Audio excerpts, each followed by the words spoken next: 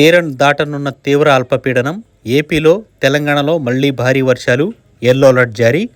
నైరుతి బంగాళాఖాతంలో అల్పపీడనం కొనసాగుతోంది. ఇది పశ్చిమ వాయుదిశగా కదులుతూ మరింతగా బలపడే అవకాశం ఉన్నట్లు వాతావరణ శాఖ తెలిపింది. ఇక డిసెంబర్ 12వ తేదీ నుంచి మనకి తమిళనాడు, శ్రీలంక తీరాలకు చేరే అవకాశం ఉందని కూడా తెలిపింది. దీని ప్రభావంతో ఈ నెల 15వ తేదీ వరకు కొన్ని చోట్ల తేలికపాటి నుంచి మోస్తరు వర్షాలు కురుస్తాయని వాతావరణ శాఖ తెలిపింది. ఇక దక్షిణ కోస్తా, రాయలసీమలో వర్షాలు పడే అవకాశం ఎక్కువగా ఉన్నట్లు అమరావతి వాతావరణ కేంద్రం పేర్కొనింది. నెల్లూరు, తిరుపతి జిల్లాల్లో పలు చోట్ల భారీ వర్షాలు, ఇక అన్నమయ్య, చిత్తూరు జిల్లాల్లో ఎల్లో అలర్ట్ను అయితే జారీ చేశారు. కోనసీమ, తూర్పుగోదావరి, పశ్చిమ గోదావరి, ఏలూరు, ఎన్టీఆర్, కృష్ణా జిల్లాలోని కొన్ని చోట్ల తేలికపాటి నుంచి మోస్తరు వర్షాలు కురిసే అవకాశం ఉందని తెలిపింది.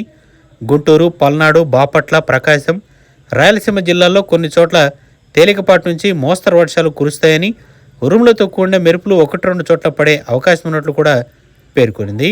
ఇక మత్స్యకారులు వేటకు వెళ్లొద్దని కూడా హెచ్చరించింది. తీరం వెంబడి బలమైన గాలులు వీస్తాయని, సముద్రం అల్లకల్లోలంగా ఉంటుందని హెచ్చరించింది. ఇక చెన్నైలోని కొన్ని ప్రాంతాల్లో అయితే దాని శివారు ప్రాంతాల్లో ఉరుములు మెరుపులతో కూడిన తేలికపాటి నుంచి మోస్తరు వర్షాలు కురుస్తానికి అవకాశం ఉందని చెన్నై వాతావరణ కేంద్రం తెలిపింది.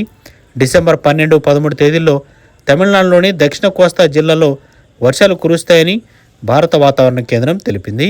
ఇక ఈ బంగాళాఖాతంలో అల్పపీడనం ప్రభావం వల్ల ఏపీలో వచ్చే 3 రోజుల పాటు భారీ వర్షాలు కురనున్నట్లు ఏపీ విపత్తు నిర్వహణ సంస్థ తెలిపింది.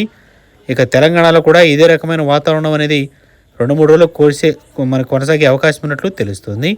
ఇక ఎవరైనా రైతులు ఉన్నట్లయితే మాత్రం మీ పంటను కొంచెం జాగ్రత్తగా చూసుకోవాలని, సో కోత కోసిన పొలాల్లో ఉన్న పనులు వర్షానికి తడిసి మనకి బాగా విత్తనాలు అయితే వచ్చే విధంగా ఉండేటట్టుంటే 5% ఉప్పు ద్రావణాన్ని పనులపై పిచికారీ చేయాలని కూడా ఏపీ విపత్తు నిర్వహణ సంస్థ అయితే తెలిపింది. ఇక అలాగే రైతులు పంట పొలాల్లో నిలిచి అదనపు నీటిని బయటకు పోయేలా ఏర్పాట్లు చేసుకోవాలని కూడా తెలిపింది. పండించిన ధాన్యాన్ని కూడా సురక్షిత ప్రదేశాలకు తరలించుకోవాలని కూడా సూచించింది భారత వాతావరణం.